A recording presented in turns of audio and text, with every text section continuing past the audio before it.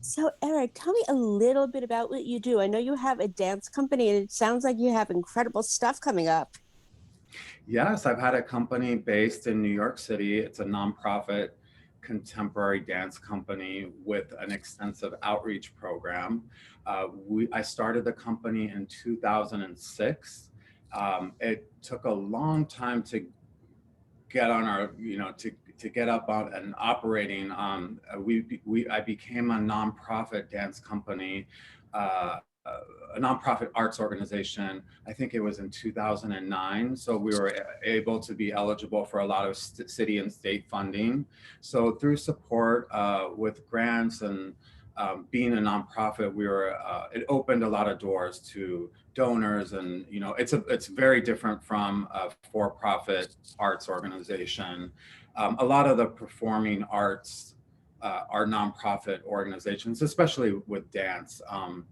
So yeah, I've always had a passion for dance. I've always been dancing. I started dancing when I was like 5 years old. I would dress up in costumes and produce and direct little shows throughout my teenage years. I went to the LA County High School for the Arts for theater, and then I went to the University of the Arts for dance, graduated with a BFA, and then I moved to Paris and danced there. That's just to give you a little bit of background. And then I moved to New York City and went to Merce Cunningham and did my MFA in dance at NYU. And I graduated in, don't tell anyone, but I graduated in 1999. And then I started my company 2006. And we're here today. It's a very different kind of uh, company trying to survive like every other arts organization. But in a nutshell, yeah, that's our company is made up of five core dancers. We do lots of photo shoots. The main gestalt, the fire of the organization is collaborating with other artists. I commission all my own original composition. I'm working with Daniel Tobias now, and he's been working with the company for the past 10 years as the resident composer. We do collaborate with other composers, but we work with original costume designers, photographers, lighting designers. And so collaboration is a big part of the company. So, and to be a dancer in the company, you have to really have an artistic voice. It's not, it's kind of different. I collaborate a lot with my dancers, and I'm not the type of choreographer that says, okay, this is what we're going to do for the next, year, and we're going to work on this and this and this. We kind of develop the work together. It's my kind of mission and my ideas, but then the company, we all work together to execute my inspiration or the idea. So, yeah. It's incredible. Yeah. And now you have a big project coming out pretty soon. It's what, the 13th is coming out? The on March 21, 21, this on March 21st, we are premiering Uncharted Territory Dancers in Isolation, which is our first dance film. It's a 25-minute film. It's 5 parts, and I developed it with my company members over Zoom. The pandemic, took us out in the middle of March, and so we pivoted to Zoom, and I'll tell you a little bit about the process, but yeah, it's our first dance film, and I just did my first submission to the Provincetown Dance Festival, and that's the mission, is to submit this to festivals, and yeah, so we're premiering it on March 21st on YouTube Live. So, and tickets are already available, but on a donation base. So yeah, It's incredible. Congratulations. so much. Yeah, we're really excited. I'm excited for you. And other than doing this on Zoom, what would you say was the biggest challenge about making this film? The biggest challenge was how to choreograph. So I was telling you a little bit earlier, I developed a chart and a spreadsheet with 25 rows down and numbered rows, and then columns A through F. And the columns were for like ballet, like glissade, jeté, tombe, pas de bourrée, and then the next column were dynamics, like soft, loud, hit, hard, and then verbs and all these different columns of directives, quality, um, tempo, musicality, random words like doctor, hair, desk, window. And I scrambled all those like numbers and letters in a Google scrambler, and I gave the chart to my dancers, and then I came up with sequences, very but like Merce Cunningham, like this I Ching chants choreography. And then we met on Zoom every week on Mondays, and the dancers would show. We were all, of course, under lockdown and quarantine, so we all showed each other our the random phrases. So it was based on random phrases, but the biggest challenge was I knew this. I wanted this to become eventually a film, but we couldn't send, a videographer to the different locations that my dancers were in. Plus, they scattered too. They're all New York City based, but some of them fled to Colorado and I think Massachusetts, and so everyone was kind of scattered. And so I depended on them to videotape themselves as the project evolved over the next. It took about 6 months to develop the film. So I knew, so it became random choreography, and then the next phase was filming the choreography, and then the next phase was developing characters. So each dancer had their own specific character, kind of an alter ego. And then the next phase was filming themselves, and I gave them like Hitchcock, Almodovar, like try to use your iPhones in very creative ways, different angles, like put your phone on the floor and dance over the phone, do your phrase, try to attach it to a swinging light, or all these different views. So our Google Drive became massive, full of all this footage. And then I gave all of that footage to our composer, Daniel Tobias, and then he composed original scores for each of the dancers' characters. And then now it's in the hands of our editor. And so I would say the biggest challenge was not being in control of what was happening at each location. And I just kind of surrendered the process and said, it's going to be what it is. And I am thrilled with the outcome. So it was just, roll with the punches, and I trust my dancers implicitly with creativity. So yeah, I think it was just like that was the biggest challenge, of just letting go of not being in the studio with them and just trying to communicate everything through Zoom. It was what was the most difficult part.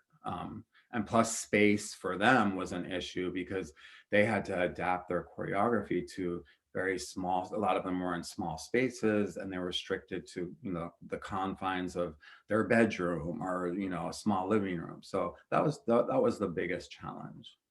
Yeah. But it seems like it worked out well, and I cannot wait to see the finished product on the 21st. I'm really, really thrilled about it.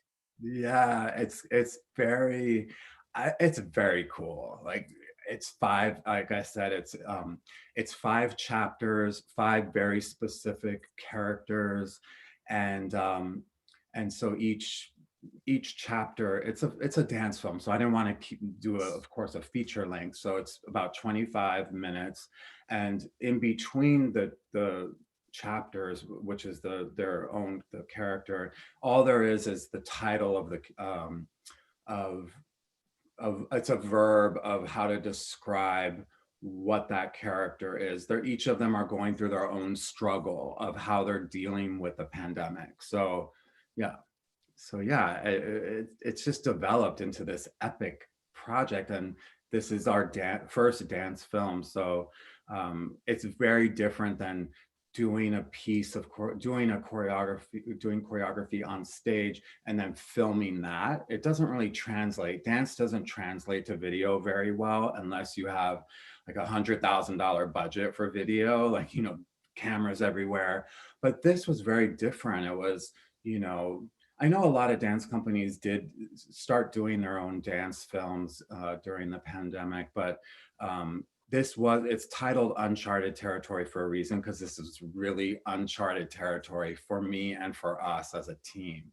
But I think the best part of it was staying connected, even though through a computer. Just the fact that we had to all show up and be there for each other and use this new platform. That word pivot drives me crazy, but that's what we all had to do, is just pivot to this new way of communicating and a new way of making art. Exactly. Every time I hear that word, I think in an episode of Friends where they're trying to put the couch up the stairs. Do you Yeah. remember that episode?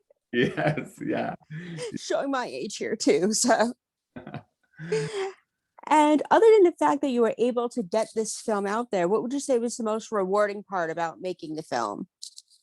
I think the most rewarding part of it is um, the collaboration, and uh, witnessing my dancers come up with their own characters. I didn't give them the characters. They really went in deep into the process. And I think the most rewarding part was uh, through all these difficult roadblocks along the way, seeing it develop literally like a butterfly being born. It was, I think that, and then seeing, and then collaborating with our composer, that was the most unbelievable part. Because remember, these dancers were doing all of this in silence. That was part of the process. I was like, you need to develop the choreography in silence and go deep and reflect into how being in quarantine is affecting you as a dancer and as this character. And so they were filming themselves for like 3 months in silence. I don't know if some of them may have used inspirational music, but I wanted to hand off all of the footage to my composer. And then when I heard the music, let me tell you, he did his homework. Like, he really investigated all of the journaling that my dancers kept, because I require them to type out their characters and the history of where they came from and where they went to school and if they were in a relationship, and really the past, present, and future of these characters that they developed. The music was, I think, the most rewarding part of the process. And then working with our photographer, Chanel Resto, she's used to being, I love doing photo shoots, and she's used to being in a studio shooting with lights. But I said, you know what? You're going to meet with our dancers on Zoom, and you're going to direct them on Zoom and do the photo shoot through Zoom. So that's what she did. And she turned their living room, or wherever they were doing there, and she was directing them. I wasn't part of that process. I just told her what my vision was to use Zoom as a studio. And the result of those photographs were next level. Like, I couldn't believe what she was capturing and layering, and the way she was directing them to use light with the photo in their photo shoot. So I think the music and then the editing, like, wow, to trust an editor to make a 5-minute film. The music, the parameters were that the composer had. I said, I only want these to be no longer than 5 minutes, because dance is so conceptual and interpretive.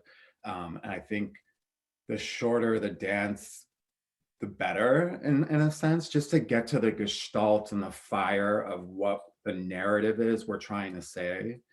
And so I think that the music and the photo shoot and the editing were my favorite parts of this process. And what's next for you now that this is getting ready to air? The next part of it is, I don't know if you know this, but New York City passed a bill called the Open Culture Bill. And that's basically giving artists, dance companies, theater companies, the more leeway to use New York City streets as a stage. So the next part of this project is taking their solos and doing them live And so we just applied on March 1st for our street on 20, right north of Madison Park on, I think, 26th Street between 5th and Madison. And so that's the next part of this. In June, we're going to do these, that come hell or high water, we are going to perform live. There's a lot of restrictions, but yeah, that's the next part of this. In June, it's going to be live. And then I don't know what happens after that. I pray that we get more funding. I pray that we things open up so we can start teaching our workshops again and doing our outreach program, because that was really the bread and butter of our company. That's what funded the company.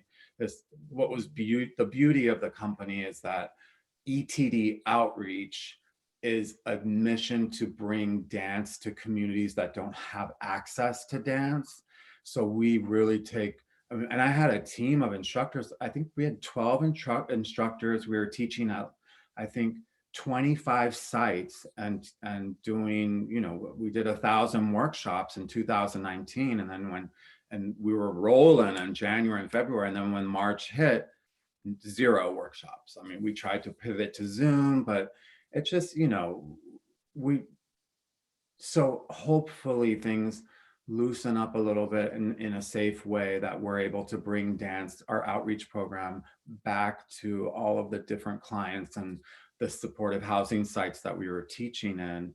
And then we'll be able to generate our own funding and not depend so much on grants that are so competitive. They were competitive before, but now more than ever, there's 5 times the amount of people applying for the same grants and the same funding. So we did get an EIDL loan, but that's, a loan you have to pay back. So we're trying to use that for emergency funding to fund the company. But that is a real concern, is the longevity of the company, the repercussions of the loss of financial upwards of, I don't want to tell you how many thousands and thousands of dollars a month. So if we don't get some sort of other grants or funding, but I'm keeping my chin up, and hopefully things will open up and we'll get back to business. So yeah. Fingers crossed. And if there's any way I can help, please let me know. I'm happy to help you. Oh, thank you so much. That means a lot to me. Yes. Yeah, Of we'll course. Of talk. course. I have some ideas actually. Yeah, we'll talk another day about that. I'm down for helping you. So definitely gonna happen. And one thing I like to ask the people I interview is tell me a fun fact about yourself that might surprise people. A fun fact about myself. Um, I'm fascinated with underwater archaeology. That's a Ooh, I like that. I love underwater archaeology. I love scuba diving. I love the water.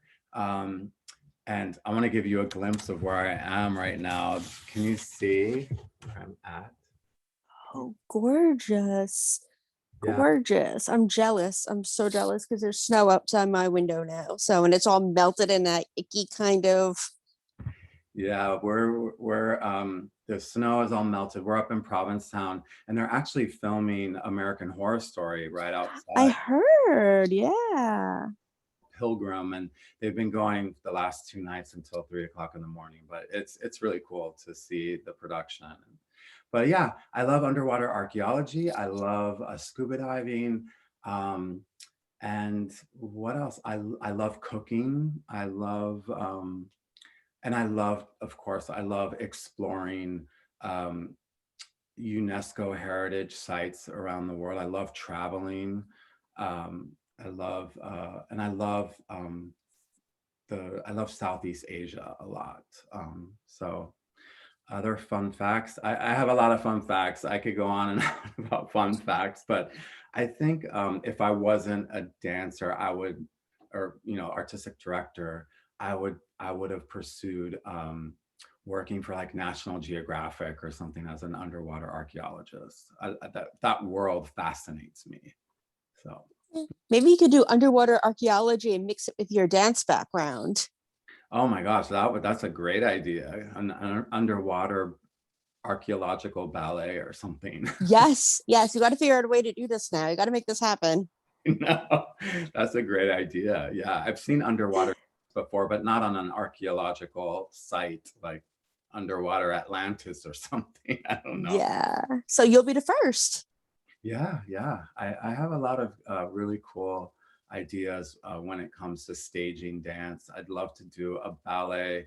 I was thinking of ideas to to stage new work in ways that are kind of pandemic safe, like chartering a small little airplane and like going to Martha's Vineyard and having the dancers on the tarmac and then they, you know, the audience like safety, you know, safe quarantine wise or whatever the COVID, you know, regulation wise, the plane lands and then they get out of the plane and then they see the dance work. And yeah, I have a lot of cool ideas about locations but we want to get back to touring. We want to get back. In 2019, we went to the Busan International Dance Festival in South Korea, and that is just an incredible place. So that's my biggest goal is to get us back up and touring to the Yucatan. We went to the Yucatan about 3 times and performing again. We just want to. So we're looking forward to this performance in June, and that's going to be our first live performance since November 2019. Wow. Well, I wish you a lot of luck on it. I can't wait to see it and hear about it and help you promote it, of course. Well, thank you so much. I really appreciate it. Is there anything else I can tell you? Yeah, I'm looking. I need to know where we can follow you on social media so we can keep up with you and keep promoting your stuff. Absolutely. You can follow us at Eryc Taylor Dance. That's ERYC Taylor Dance. And that's the same across the board on Facebook and Instagram. Our website is etd.nyc. It's an easy website to remember, etd.nyc. We have a new revamped website and people can purchase tickets. They're donation based through Eventbrite, but the links are on our website. They're on Instagram, Facebook. And yeah, that's we're really looking forward to this premiere on March 21st. So And I cannot wait to see it. Thank you so much for taking the time today. I truly appreciate you and good luck with everything. thank you so much. Thank you very much. I appreciate your time as well. No problem. Stay safe. Thank you so much. Um, can I ask you a couple things off recording? Yeah, sure. Hang on one second. Stop recording.